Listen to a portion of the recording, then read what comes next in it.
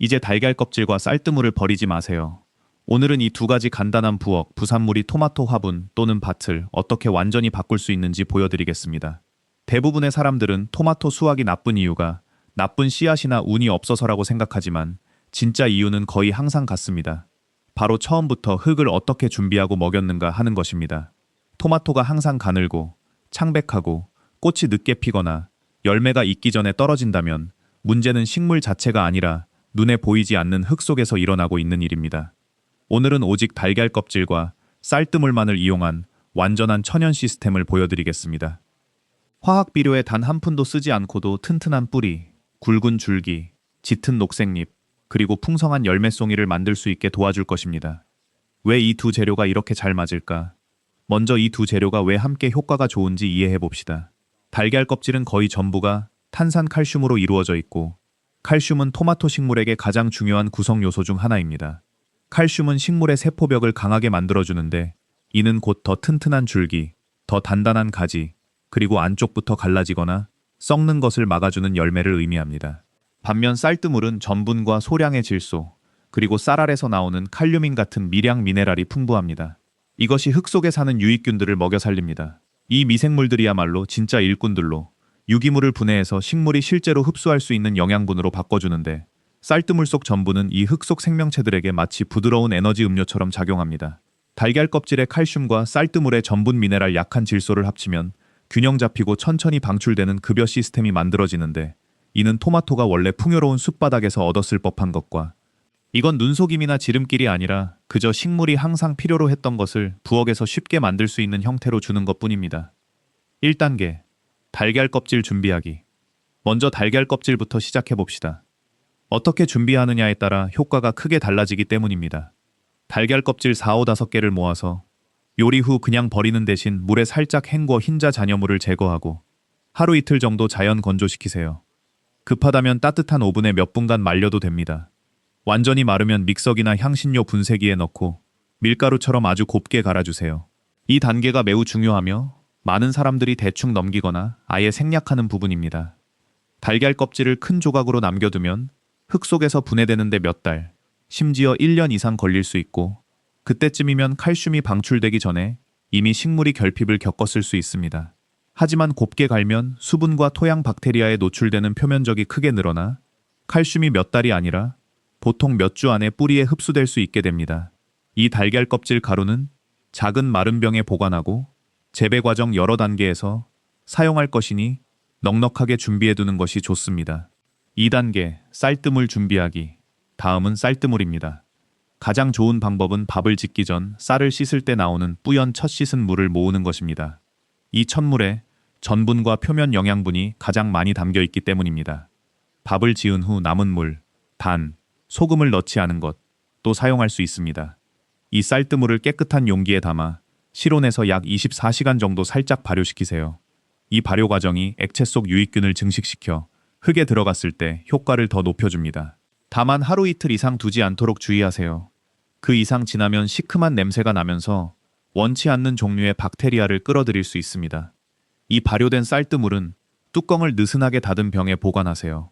쌀뜨물은 두 가지 방식으로 사용할 것인데, 처음에는 식물 밑동 주변에 뿌리는 가벼운 물주기 용액으로, 나중에는 식물이 자리를 잡은 후 좀 더 진한 급여로 사용합니다.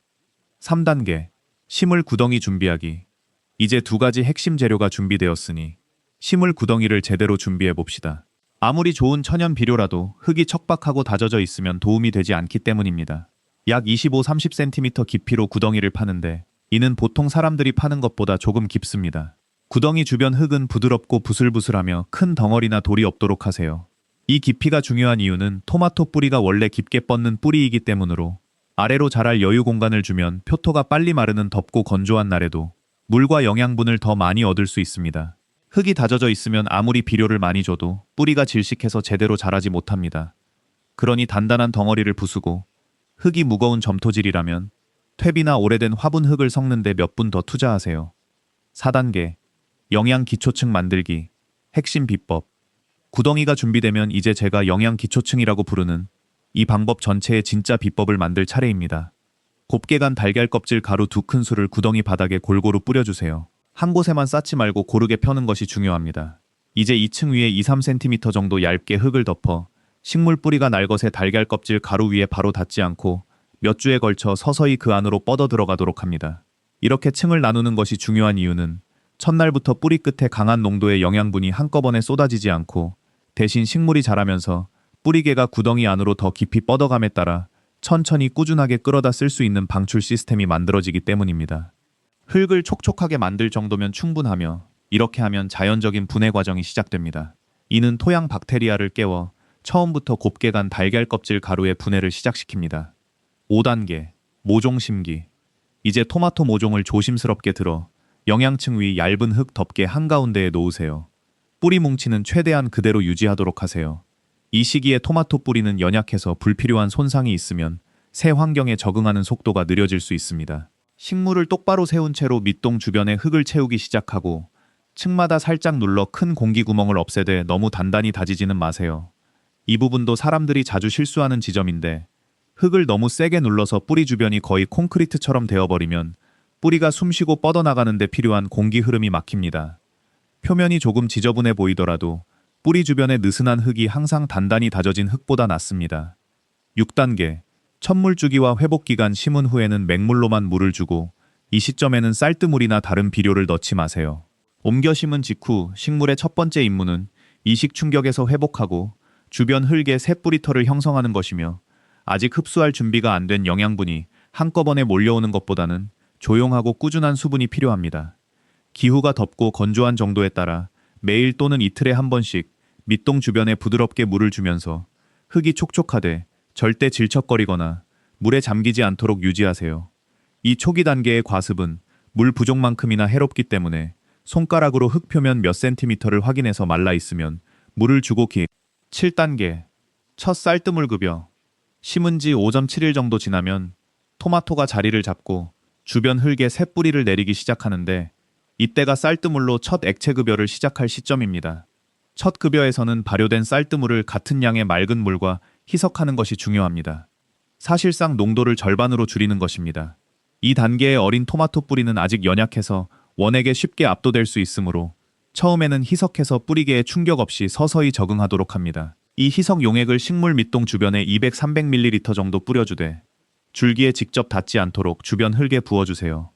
줄기에 계속 수분이 닿으면 시간이 지나면서 뿌리 썩은 병이나 곰팡이 문제를 유발할 수 있기 때문입니다.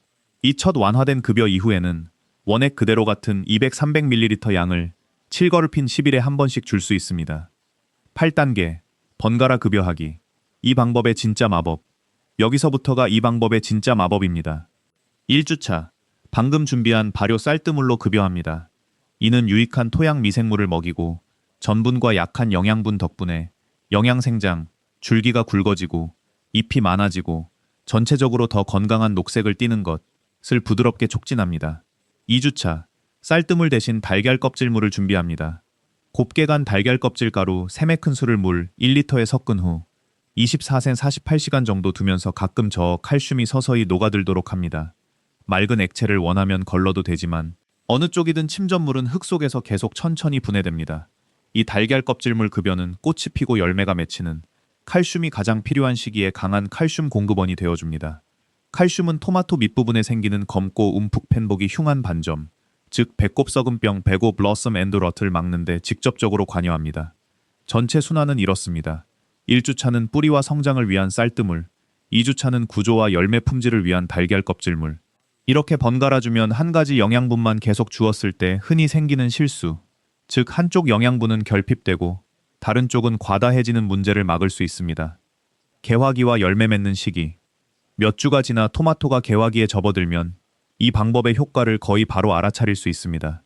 줄기를 살짝 만져보면 더 단단하고 굵게 느껴지고 잎은 영양 결핍 식물에서 흔히 보이는 창백한 황록색 대신 더 짙고 풍성한 녹색을 띠며 몇몇 가지에만 드문드문 꽃이 피기 시작합니다. 이는 식물이 살아남으려 애쓰는 게 아니라 번성하고 있기 때문이며 번성하는 식물은 자연스럽게 번식, 즉 꽃과 열매에 더 많은 에너지를 씁니다. 꽃이 보이기 시작하면 기존 루틴의 작은 단계 하나를 추가하기 좋은 시점입니다. 바로 마른 달걀 껍질 가루를 식물 밑동 주변에 한두 티스푼 정도 가볍게 뿌리고 뿌리를 건드리지 않도록 조심하며 흙 표층에 살짝 섞어주는 것입니다. 이는 식물이 열매를 맺기 시작하며 초기 영양 생장기보다 훨씬 더 많은 칼슘을 요구할 때 표층에 꾸준히 칼슘을 보충해주는 역할을 합니다. 개화기와 열매 형성기 내내 쌀뜨물, 달걀 껍질물 번갈아 주기를 계속하세요. 작은 초록색 열매가 맺히고 부풀어 오르기 시작해도 루틴을 그대로 유지하세요. 추가 비료를 주거나 용량을 늘리고 싶은 유혹을 참으세요. 토마토는 갑작스러운 영양 폭탄보다 일관성에 더 잘 반응하기 때문입니다. 꾸준하고 예측 가능한 영양 공급은 식물이 자연스럽고 건강한 속도로 자라게 하며 불균일한 수분 영양 흡수로 인해 너무 빨리 자라 갈라지거나 터지지 않고 제대로 발달한 열매를 맺게 합니다. 시즌이 진행되면서 아래쪽 잎이 살짝 노랗게 변하는 것을 본다면 이는 대체로 완전히 정상적인 현상입니다. 식물이 에너지와 오래된 영양분을 열매 쪽으로 재분배하고 있다는 뜻이며 이것이 바로 우리가 원하는 모습입니다. 화분 재배, 멀칭, 해충에 대해 화분 컨테이너 재배. 이 방법은 밭이 아니라 화분에서도 완벽하게 잘 작동합니다. 같은 단계를 그대로 따르면 됩니다. 화분 안 구덩이 바닥에 달걀 껍질 가루를 층으로 깔고 같은 번갈아주기 급여 일정을 매주 유지하세요. 유일한 차이는 화분 흙이 밭흙보다 더 빨리 마르는 경향이 있다는 것이므로 특히 더운 여름날에는 수분 상태를 조금 더 자주 확인해야 하지만 급여 일정 자체는 바꿀 필요가 없습니다. 멀칭. 이 달걀 껍질 쌀뜨물 방법의 필수 요소는 아니지만 마른 잎이나 지프로 밑동 주변에 얇게 멀칭을 해주면 물주기 사이에 토양 수분을 유지하는 데 도움이 되고 시간이 지나며 분해되면서 유기물도 서서히 보충해줍니다. 다만 멀칭층이 줄기에 직접 닿지 않도록 줄기 주변에 몇 센티미터 정도 틈을 남겨 해충, 달걀 껍질과 쌀뜨물이 살충제는 아니지만 세포벽이 튼튼하고 건강하게 자란 식물은 약하거나 스트레스 받은 식물에 비해 자연스럽게 특정 해충과 질병에 더 강한 저항력을 갖습니다. 일부 정원사들은 밑동 주변에 날카로운 달걀 껍질 조각을 살짝 뿌려두면 달팽이 같은 물렁한 몸을 가진 해충이 날카로운 모서리 때문에 줄기 쪽으로 건너오기를 꺼려한다고 믿기도 합니다. 이는 좋은 부수적 효과이지만 이 방법의 주된 효과는 식물의 생애 전반에 걸쳐 제공되는 꾸준하고 균형 잡힌 영양입니다. 문제가 생겼을 때 확인할 것들. 이 과정 중 잎이 말리거나 성장이 예상보다 느린 등 식물이 기대만큼 반응하지 않는다면 먼저 기본을 점검하세요. 식물이 하루 최소 6시간의 직사광선을 받고 있는지 확인하세요. 아무리 달걀 껍질이나 쌀뜨물을 잘 챙겨줘도 햇빛 부족을 보완할 수는 없습니다. 토마토는 햇빛을 좋아하는 식물이라 그늘에서는 제대로 자라지 못합니다. 또한 물주기의 일관성도 다시 점검하세요. 장기간 건조한 후 갑자기 흠뻑 물을 주는 등 불규칙한 물주기는 흙 속 칼슘 수치가 충분해도 배꼽 썩은병이나 열매 갈라짐의 가장 흔한 원인 중 하나입니다. 빛과 물의 일관성이 있어야 이 달걀 껍질, 쌀뜨물 시스템의 영양분이 제대로 제 역할을 할 수 있습니다. 수확기와 마무리. 수확 시기가 다가오면 이 전체 과정의 진짜 결과를 보게 될 것입니다. 단단하고 잘 여물었으며 색이 짙고 가정 텃밭에서 흔히 사람들을 좌절시키는 갈라짐이나 썩은 문제가 거의 없는 토마토들 말이죠.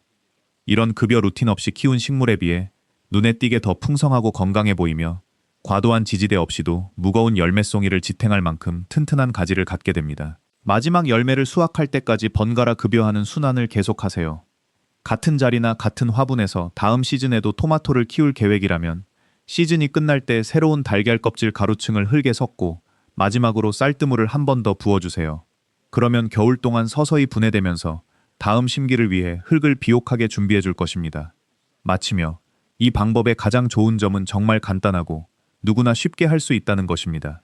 비싼 비료도, 복잡한 일정을 외울 필요도, 믹서기와 보관용 병 한두 개 외에 특별한 장비도 필요 없습니다.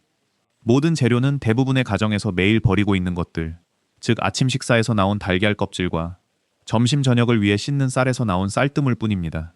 그런데도 이를 결합해서 조금의 인내와 꾸준함으로 적용하면 약하고 부진한 토마토를 튼튼하고 생산적이며 진정으로 풍성한 토마토로 바꿀 수 있는 완전한 천연 영양 시스템이 만들어집니다.